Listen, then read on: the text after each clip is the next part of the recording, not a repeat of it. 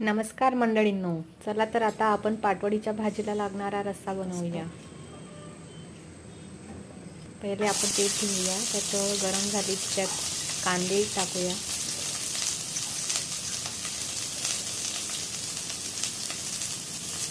पुढे आपण त्यात थोडे खोबऱ्याचे पिसे, लसूण, त्यात थोडे डालिया टाकूया.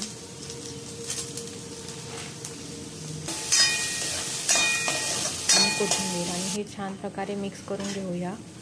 आणि आता आपण याचा पेस्ट बनवणार आहोत. पेस्ट आपला तयार आहे. आता याला आपण थोडे गरम करून घेऊया.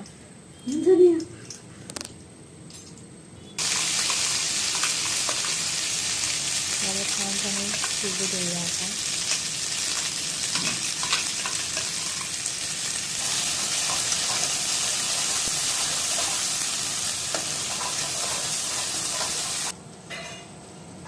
यात आता थोडे टोमॅटो,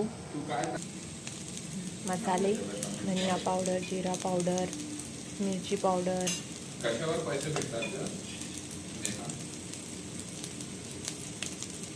हळद, ते दाखवायची वेळच नाहीये.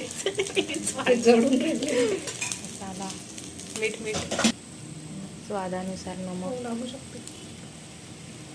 आता हे सर्व चांगल्या प्रकारे मिक्स करून घेऊया.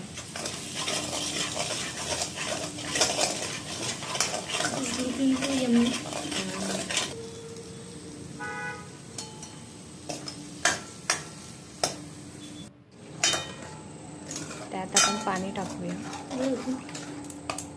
थोडं त्याला गरम होऊ देऊया. उकळी येऊ देऊया.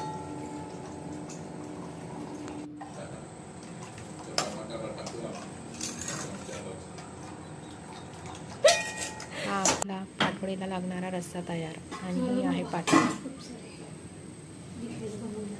पाटवडी कशी बनवायची याची लिंक पण खाली दिलेली आहे.